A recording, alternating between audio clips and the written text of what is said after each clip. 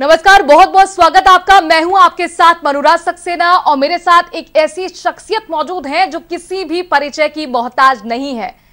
बड़े राजनीतिक घराने की वो बहू है, दुनिया की सबसे बड़ी पार्टी बीजेपी की वो सदस्य है।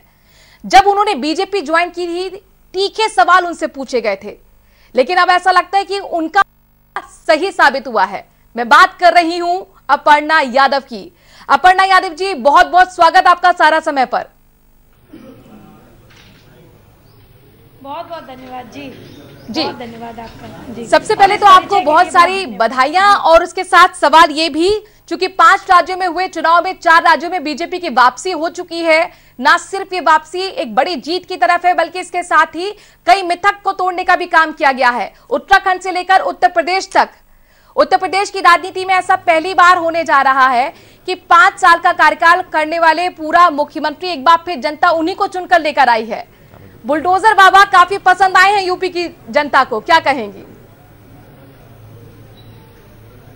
मैं ये बात कहूंगी कि सबसे पहले तो मैं सभी अपने जो भारतीय जनता पार्टी के कार्यकर्ता हैं, हमारे भारतीय जनता पार्टी के पदाधिकारी हैं एवं समस्त जो लोगों ने जिन्होंने जुझारू रूप से काम किया है, जो कहीं ना कहीं पार्टी के सक्रिय कार्यकर्ता रहे हैं, मैं सबको बहुत हृदय से धन्यवाद देती हूँ इस जीत के लिए, इस प्रचंड जीत के लिए। आदरणीय प्रधानमंत्री जी का जो मूल मंत्र है, सबका विकास सबका विश्वास, इसके लिए जिस तरह से आदरणीय मुख्यमंत्री जी ने इसको आत्मसात किया और लगातार 5 वर्षों तक लोगों की सेवा करी है उत्तर प्रदेश में, तो ये उसी का नतीजा है कि हम इतने भारी बहुमत से जो है अपनी सरकार बना रहे हैं जी। एक वीडियो काफी वायरल हो रहा है इन दिनों और लोग काफी पसंद भी कर रहे हैं, जिसमें आप अपनी बिटिया के साथ मुख्यमंत्री के साथ मौजूद हैं और राज तिलक आपकी बिटिया करती हुई नजर आ रही है।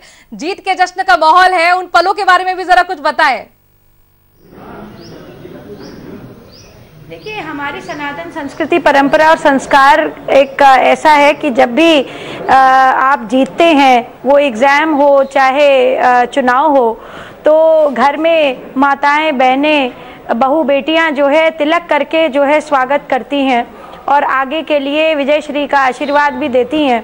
तो उस क्रम में मेरी छोटी बेटी ने महाराज जी का टीका किया और मैं बहुत सौभाग्यशाली हूँ कि उन्होंने टीका करवाया उससे और उसे आशीर्वाद भी दिया जी। इससे पहले एक आपने तस्वीर को भी ट्वीट किया था जिसमें नेताजी के साथ आप मौजूद थी और बीजेपी ज्वाइन करने से पहले आपने कहा था कि मुझे भी आशीर्वाद नेताजी का मिला है। क्या इस जीत के बाद आपकी उनसे बातचीत या मुलाकात अब तक हो पाई है? जी, मैं उसी दिन 10 तारीख को ही मिल ली थी और नेताजी ने फिर से मुझे आशीर्वाद दिया। एक बड़े जिस तरह से अपने बच्चों को प्यार करते हैं, आशीर्वाद देते हैं, आदरणीय नेताजी ने हमेशा मेरे ऊपर अपना वरद हस्त रखा है और इसके लिए मैं हमेशा उनकी बहुत ऋणी रहूंगी जी। जी, राजनीतिक रूप से आप अलग पार्टी में अब आ चुकी हैं। एक तरफ हम देखते हैं कि परिवार की हार हुई है, जिस परिवार से आप आती हैं, लेकिन जिस पार्टी से आप हैं उसकी जीत हुई है। अपर्णा यादव एज ए बहू, Aparna Yadav as a BJP सदस्य, एक तरफ जीत दूसरी तरफ हार, किस तरह से देखती हैं? देखिए, मैं परिवार से विमुख नहीं हूँ। मैं पहले भी आदरणीय नेताजी की बहू थी, आज भी नेताजी की बहू हूँ, आगे भी रहूंगी, ये एक सत्य है। और इसके साथ ही मैं यही कहूँगी कि परिवार से मेरी कभी विमुखता पहले भी नहीं थी, आज भी नहीं है। हाँ, राजनीतिक रूप से राष्ट्र के लिए मैंने पार्टी भारतीय जनता पार्टी अपनी चुनी है और मैं आदरणीय प्रधानमंत्री जी का विजन के साथ हूँ, मैं आदरणीय मुख्यमंत्री जी के विजन के साथ हूँ और मुझे राष्ट्र की सेवा के लिए, अपने प्रदेश के सेवा के लिए, अपने प्रदेश के गौरव के लिए काम करना है। उसी क्रम में मैंने भारतीय जनता पार्टी ज्वाइन करी है और मैं आगे भी यही करती रहूंगी जी। पहले आप समाजवादी पार्टी के साथ थी, अब आप बीजेपी के साथ हैं। वर्क कल्चर, अप्रोच, आइडियोलॉजी में क्या आप फर्क महसूस करती हैं? देखिए, मैं राष्ट्रवादी पार्टी के साथ हूँ और देखिए, जितनी भी पॉलिसीज आदरणीय प्रधानमंत्री जी की हैं, आज तक आप सभी लोगों ने देखा है कि प्रधानमंत्री जी हमेशा राष्ट्र के लिए काम करते हैं। उनके लिए किसी जाति, किसी मजहब, किसी धर्म की विशेषता नहीं है। उन्होंने अभी हाल फिलहाल में ये भी बोला था कि जातियों का सम्मान और गौरव जाति के लिए तो अच्छी बात है, मगर जहां राष्ट्र की बात है वहां अपने जाति, धर्म और जो है अपने विविध प्रांतों से ऊपर उठना पड़ेगा और हमें राष्ट्र प्रथम करके सोचना पड़ेगा। ये बात उन्होंने कही और कहीं ना कहीं हर भारतीय के मन में भी यही बात है। मैं तो यही कहूंगी सबको कि अगर अंग्रेजों से लड़ाई करते समय अगर हर भारतीय ये ना सोचता तो आज भारत आजाद ना होता। और भारतीय जनता पार्टी ने जिस तरह से जन विश्वास की भावना पैदा करी है अपने राष्ट्र में, अपने राष्ट्र के गौरव में, इसमें कोई दो राय नहीं है कि इसमें प्रधानमंत्री जी का कह लीजिए ये मूल मंत्र अच्छा साबित हुआ या उनका एक ऐसा करिश्मा है कि वो सबके दिलों पर छा गए हैं। अभी यूक्रेन से बच्चे वापस आए हैं भारतीय मूल के, तो उसमें भी प्रधानमंत्री जी का बहुत बड़ा रोल है। जब दुनिया बहुत परेशान हो रही है कि उनके बच्चे वहां फंसे हुए हैं, युद्ध की व्यू रचना हो रही है यूक्रेन में, वहां भारतीय बच्चे अपने घर वापस आ रहे हैं। उत्तर प्रदेश के मुख्यमंत्री जी ने भी अभी बच्चों को काफी बधाई दी थी। तो मैं समझती हूँ कि ये मोदी जी और मोदी जी का बहुत अथक प्रयास है। जी, तो आप ये भी कह रही कि मोदी और योगी मैजिक उत्तर प्रदेश में चला है। देखिए, उत्तर प्रदेश की राजनीति के लिए कहा जाता है कि कोई भी चुनाव बिना जातीय समीकरण को साधे जीत नहीं सकते हैं आप, लेकिन यहाँ पर बीजेपी की जीत ये दिखाती है कि सारे जातीय समीकरण को एक तरीके से ध्वस्त कर दिया गया। इसके पीछे आप क्या फैक्टर्स मानती हैं, क्या वजह मानती हैं? बिल्कुल बिल्कुल, देखिए इतनी बड़ी प्रचंड जीत, हिंदू, मुस्लिम, सिख, ईसाई सबके सब है भाजपाई। मैंने 10 मार्च को ये बात कही, इसमें कोई दो राय नहीं है। उत्तर प्रदेश की जनसंख्या 25 करोड़ की जनसंख्या है।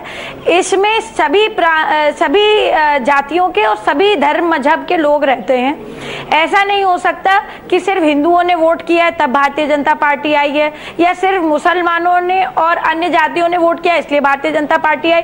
भारतीय जनता पार्टी एक विचारधारा है, एक सोच है। आदरणीय योगी जी के काम से सभी उत्तर प्रदेश के लोग बहुत खुश थे, क्योंकि उन्होंने सभी गरीब लोगों का बहुत ध्यान रखा, बेरोजगारों का ध्यान रखा, गुंडा राज, माफिया राज यहाँ उत्तर प्रदेश से खत्म किया, और उन्होंने एक ऐसी छवि उत्तर प्रदेश की पूरे विश्व पटल पर लाई जहां पर जो है राम मंदिर से लेकर के एक्सप्रेस वे तक बन रहे थे। जब कोविड काल के दौरान विश्व में पूरे एजुकेशन सिस्टम चरमरा गए थे, तब आदरणीय मुख्यमंत्री जी ने, योगी जी ने यहाँ 29 पॉलिटेक्निक और 27 मेडिकल कॉलेजेस की स्थापना करी। ये बात देखते हुए कि कोविड में किसी को परेशानी ना हो, किसी को दिक्कत ना हो, दवाओं की कमी ना पड़े। और मैं तो ये भी कहूंगी कि आदरणीय प्रधानमंत्री जी ने जब वैक्सीन निकाली तो विपक्षियों ने ये बोला कि ये मोदी जी की वैक्सीन है इसलिए नहीं लगाएंगे, भ्रम फैलाया। मगर मोदी जी ने हमेशा इस बात का ध्यान रखा कि हमारे देश का हर जो वासी है वो सुखी रहे। वैक्सीनेशन को लेकर जो भ्रम फैलाया गया था उसका आरोप अखिलेश यादव पर लगता है, तो क्या आप अखिलेश यादव की तरफ इशारा कर रही हैं? देखिए, सभी विपक्षियों ने बोला ना, मैं तो सबके लिए बोल रही हूँ, मैं किसी एक व्यक्ति के लिए नहीं बोल रही हूँ। और जिनके बारे में आप बात कर रही हैं वो मेरे लिए आदरणीय हैं, आज भी हैं, कल भी रहेंगे, क्यों पारिवारिक रूप से, पर राजनीतिक ईवीएम को लेकर भी सवाल किए गए थे। कोई भी व्यक्ति गलत है, मैंने पहले भी कहा था, जब स्वच्छ भारत मिशन आया था तब भी मैंने प्रधानमंत्री जी की तारीफ करी थी इस बात पे कि उनका ये मिशन सही है। सही को सही कहना ये गलत बात नहीं है। और मुझे लगता है कि ईवीएम की जहां तक बात है, इतने चुनाव हो चुके, इतने राज्यों में चुनाव हो चुके, वो सारे जो अन्य दलों के मुख्यमंत्री हैं जहां भारतीय जनता पार्टी की सरकार नहीं है, वो भी ईवीएम पे जीत करके आए हैं। तो ईवीएम का सवाल वहां ना खड़ा करके आप, क्योंकि यहाँ उत्तर प्रदेश में प्रचंड जीत हो गई है इसलिए आप कर रहे हैं, ये बात देखिए अच्छी नहीं है। We are in a political system, हार जीत लगी रहती है, पर हमें ये समझना चाहिए कि हमारे कौन से मुद्दे हैं जो जनता को अपील कर गए। उनको सुव्यवस्था अपील कर गई, उनको सुरक्षा का मुद्दा अच्छा लगा, उनको महिला कल्याण की योजनाएं अच्छी लगी, उनको बेरोजगारों के लिए जो नौकरियां दी गई 4.5 लाख योगी जी की सरकार में बिना जात पात के, बिना किसी डिस्क्रिमिनेशन के, ये अच्छा लगा। और जो आपने बहुत अच्छी बात कही अपर्णा यादव की राजनीति में जीत और हार लगी रहती है। इसीलिए मेरा आपसे सवाल था कि एक तरफ जिस पार्टी से आप जुड़ी हुई हैं उसकी जीत हुई है, लेकिन जिस परिवार से आप आती हैं उसकी हार हुई है। नेताजी ने तो आपको आशीर्वाद दे दिया 10 मार्च को, आपका कहना है, क्या उस वक्त आपकी मुलाकात अखिलेश यादव से भी हुई? नहीं, मेरी मुलाकात उनसे नहीं हुई। और जो है अभी मेरी नेताजी से और अपनी माताजी से मुलाकात हुई थी और मैंने उनका आशीर्वाद लिया। समय समय पर मैं आदरणीय नेताजी से मिलती रहती हूँ और उनका आशीर्वाद लेती रहती हूँ। अभी क्योंकि वो भी बिजी थे और क्या कहते हैं, वो भी चुनाव प्रचार में लगे हुए थे। तो आप लोगों की जब बातचीत होती है, जब पूरा परिवार एक साथ होता है, तो क्या राजनीतिक चर्चाएं भी होती हैं? जो कि अब राजनीतिक रूप से तो आप अलग पार्टी में चली गई हैं, अलग विचारधारा को आपने एक्सेप्ट कर लिया, अडॉप्ट कर लिया है, तो क्या उसका पर्सनल रिलेशनशिप पे भी असर पड़ता है? देखिए, personal relationships should be kept personal and I think in a political forum we are talking about the nation. जब भी नेशन की बात होगी, जब भी राष्ट्र की बात होगी, अपर्णा यादव जैसी और भी महिलाएं राष्ट्र के साथ पहले होंगी, उसके बाद वो अपने परिवार की सोचेंगी। आप खुद एक महिला हैं और आप एक वरिष्ठ पत्रकार हैं, आपको स्वयं भी पता है इस बार महिला वोट परसेंटेज बढ़ा और जिन लोगों ने महिला को इस्तेमाल करने के लिए स्लोगन देने की बात करी वो आज कहाँ है, वो भी आपको पता है। कई लोगों ने महिलाओं को रोकने की कोशिश करी। मैं उनके लिए यही कहूंगी कि देखो भाई, जननी का विचार जिधर बनेगा उधर समाज चलेगा। तो मैंने अपना जो ये फैसला लिया है एक स्वतंत्र महिला के रूप में लिया है और भारतीय जनता पार्टी की लीडरशिप पे, मोदी जी पर, योगी जी पर मुझे पूर्ण विश्वास है कि वो हम सभी लोगों के लिए, हम सभी महिलाओं के लिए खासतौर से अच्छा निर्णय लेंगे। अपर्णा यादव जी, आपने चूंकि महिलाओं का जिक्र किया, लाभार्थी वोटर, महिला वोटर बीजेपी के साथ इंटैक्ट 2017 की तरह 2022 में भी रहा और चूंकि जो छोटा जानवर की परेशानी है उसको भी एड्रेस प्रधानमंत्री मोदी ने किया था। गौशाला आप चलाती हैं और इस मुद्दे को आप बेहतर तरीके से समझती होंगी। इसी दो सवालों को लेकर मेरा आपसे यही प्रश्न है कि महिलाओं को लेकर आपकी क्या मुख्यमंत्री योगी आदित्यनाथ से बात हुई? अब जो 5 साल आने वाले हैं उसमें अब महिलाओं के लिए क्या खास होने जा रहा है और क्या आपके नेतृत्व में भी हम सोचे कोई बड़ी योजना या कोई बड़ी जिम्मेदारी के साथ आप महिलाओं के लिए आगे बढ़ाती हुई नजर आएंगी? मुझे लगता है ये विषय मैंने पार्टी पर छोड़ दिया है और ये विषय आप पूछिए पार्टी से। मुझे लगता है इसके बारे में मेरा बोलना उचित नहीं है। शीर्ष नेतृत्व जो भी तय करेगा। अभी उन्होंने मुझे प्रचार प्रसार के जी, आपकी उम्मीदें क्या है पार्टी से? जी क्या बोल रहे हैं आप? अपर्णा जी, मेरा सवाल है आपकी उम्मीदें पार्टी से क्या? मेरी उम्मीदें ये हैं कि देखिए, मेरी उम्मीदें ये हैं कि हर गरीब को, हर महिला को उसके अधिकारों की रक्षा हो और कल्याणकारी जो योजनाएं हैं सरकार की हर व्यक्ति तक पहुंचे। यही मेरी उम्मीद है पार्टी से। बाकी जो भी पार्टी मेरे लिए तय करना चाहती है उसके लिए मैं कहूंगी कि ये विषय मैंने पार्टी पर छोड़ रखा है। जी, बधाई देने वालों का लोगों का तांता आपके घर पर लगा हुआ है। हमारे साथ ब्यूरो चीफ भी मौजूद है, आलोक गुप्ता। आलोक गुप्ता जी, आपका भी अगर सवाल हो तो पूछ सकते हैं। बिल्कुल अपर्णा जी, देखिए सारे सवाल तो हमारी मनु जी ने आपसे पूछ लिए हैं, लेकिन एक सवाल की जिज्ञासा जरूर है कि आप जिस तरीके से बीजेपी में काम किया, जिस तरीके से आपकी लोकप्रियता है, आपको क्या लगता है कि आपको सरकार के अंदर रहकर काम करने में ज्यादा अच्छा लगेगा या बाहर रहकर काम करने में ज्यादा अच्छा लगेगा? देखिए, सरकार में रह करके काम करना किसको अच्छा नहीं लगेगा, पर मैं ये समझती हूँ कि जब मेरे बड़े हैं, जब शीर्ष नेतृत्व है, तो मैं उन पर छोड़ दूँ ये सवाल और जो है वो तय करें कि अपर्णा के लिए उनको क्या सही लगता है, क्योंकि हमारा शीर्ष नेतृत्व बहुत सूझबूझ रखने वाला है। मुझे अपने शीर्ष नेतृत्व पे मैं पहले भी भरोसा था, आज भी भरोसा है और मैं देखिए यहाँ पर जन सेवा के लिए आई हूँ। जन सेवा वो जिस भी स्वरूप पे करवाना चाहते हैं मैं उसके लिए तैयार हूँ। जी हाँ बिल्कुल, लेकिन जो जन सेवा की बात है सरकार में रहकर कहीं ज्यादा बेहतर हो सकती है। ये सब शीर्ष नेतृत्व पे मैं छोड़ती हूँ, जो विषय वस्तु वो तय करेंगे वो मुझे आपका भी मुख्यमंत्री योगी जो है गायों से बड़ा प्रेम है, गौशाला है, पिछली बार मुख्यमंत्री जी कहे थे, अब फिर उसको और डेवलप करने का इरादा है, क्या स्थिति है? डेफिनेटली देखिए, गौ सेवा, गौ हमारे लिए एक सनातन आधार पर भी बहुत ज़रूरी है और वैसे भी रिसर्चर्स और साइंटिस्ट ने कहा है कि जहाँ भी काउस का पालन पोषण होता है वहाँ की एनवायरनमेंटल उस पर भी चीज़ें बड़ी फ़र्क हो जाती हैं, क्योंकि उसी धरा पर गोबर गिरता है, उससे कई चीज़ों का धरती को भी लाभ मिलता है। और अब तो जो मैन्योर है, ये जो काऊ डंग का प्रोडक्ट्स हैं और काऊ डंग का जो इस्तेमाल है धरती की उर्वरता बढ़ाने में, ये भी सारे लोगों को पता है। गाय के कितने फ़ायदे हैं, चाहे वो गौमूत्र से लेकर के गाय के दुग्ध के उत्पाद तक हो, ये सभी को पता है। तो अभी तो हमने सिर्फ जीत की बधाई दी है। बाकी अगर मुख्यमंत्री जी इस पर जब भी विशेष जो है चर्चा का वो रखेंगे तो इस पर डेफिनेटली उनकी चिंता हमेशा रहती है, क्योंकि वो एक बहुत अच्छे गौसेवक रहे हैं और उन्होंने कभी भी अपनी जो है पुरानी चीज़ें, अपने संस्कारों को ना भूलते हुए आगे की सोच हमेशा परिलक्षित करी है, मॉडर्नाइज करी है कई सारी गौशाला। इस बार चुनाव में भी छुट्टा जानवरों का एक मुद्दा रहा है। प्रधानमंत्री मोदी ने भी इसको संज्ञान में लिया है कि कुछ करना चाहिए। आपके विजन में क्या आता है? लेकिन मुझे लगता है कि इस पे गौशालाएं और भी ज़्यादा बननी चाहिए प्रदेश भर में, और सरकार को जिस तरह से एनिमल हस्बेंड्री का जो ये पूरा एक सिस्टमैटिक तरीके से गौ संरक्षण का काम है, इसको और मेजर स्केल पर लाना चाहिए। ऑलरेडी सरकार बहुत काम कर रही है, पर अब जो सरकार बनेगी, मेरा एक ये पोलाइट सुझाव रहेगा।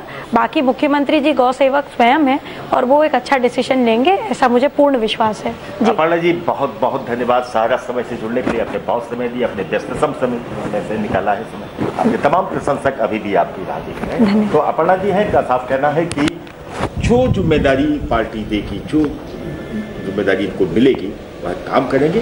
गौ सेवा के प्रति उनका प्रेम है, मुख्यमंत्री योगी का भी प्रेम है। तो उनका यह भी कहना है कि जब भी कोई बात होगी इस सिलसिले से तो अपने बात को भी वो रखेंगे और प्रयास करेंगे कि गायों के लिए, छुट्टा जानवरों के दिशा में और बेहतर प्रयास किए जाए। जी मनु जी। आलोक, जाहिर तौर पर लगातार आप भी एक सवाल पूछते रहे, मैं भी ये सवाल पूछती रही, लेकिन अपने पत्ते खोलने के लिए अपर्णा यादव तैयार नहीं है। और मुझे लगता है ये सवाल लगातार उनसे तब तक पूछा जाएगा जब तक कैबिनेट का गठन नहीं हो जाता है कि आखिरकार अब हम किस रोल में देखना चाहेंगे अपर्णा यादव को, या वो किस रोल में देखना पसंद करेंगे अपने आप को। एक बार जरा बताइए किस तरह की चर्चा वहां पर है। अपर्णा यादव तो कुछ नहीं बता रही है। हाँ बिल्कुल, देखिए अपर्णा जी ने तो छोड़ दिया है शीर्ष नेतृत्व पर, लेकिन निश्चित तौर पर जो काम करने का तरीका है, जो लोकप्रियता है, जिस तरीके से जनता के बीच में अपील करते हैं अपर्णा जी, तो कहीं ना कहीं पार्टी भी उनको बड़ी जिम्मेदारी देगी, क्योंकि शीर्ष नेतृत्व के सामने, यानी कि पार्टी के राष्ट्रीय अध्यक्ष जेपी नड्डा के सामने ही दिल्ली में उन्होंने पार्टी को ज्वाइन किया था। अपर्णा जी, चलिए बहुत बहुत शुक्रिया आलोक, आपका शुभकामनाओं के लिए। और अपनी बात रखें, माफी चाहेंगे। जी बताइए। जी मनु जी बताइए। जी जी, हम लगातार आपसे ये सवाल कर रहे हैं। मैं बहुत शुभकामनाएं देना चाहती हूँ सभी को जी, कि आखिरकार आप हमें बताएं, चुनाव की चर्चा थी आपने, लेकिन चुनाव नहीं लड़ा, अब किस रोल में आप हमें नजर आने वाली हैं? आपने बीजेपी ज्वाइन कर ली, बीजेपी जीत गई, आगे क्या? मैं बस यही कहूंगी मनु जी, जो भी शीर्ष नेतृत्व तय करेगा, मेरे लिए आप ये सवाल शीर्ष नेतृत्व से पूछिए, ये विषय मैं पार्टी और शीर्ष नेतृत्व पर छोड़ती हूँ जी। चलिए बहुत बहुत शुक्रिया अपर्णा जी हमसे जुड़ने के लिए। आलोक गुप्ता जी, आपका भी बहुत बहुत शुक्रिया। कुल मिलाकर अब बहुत महत्वपूर्ण होगा देखना कि आखिरकार कौन सी बड़ी जिम्मेदारी के साथ अपर्णा यादव आगे नजर आएंगी। हमारे खास पेशकश में इतना ही, देखते रहिए सारा समय।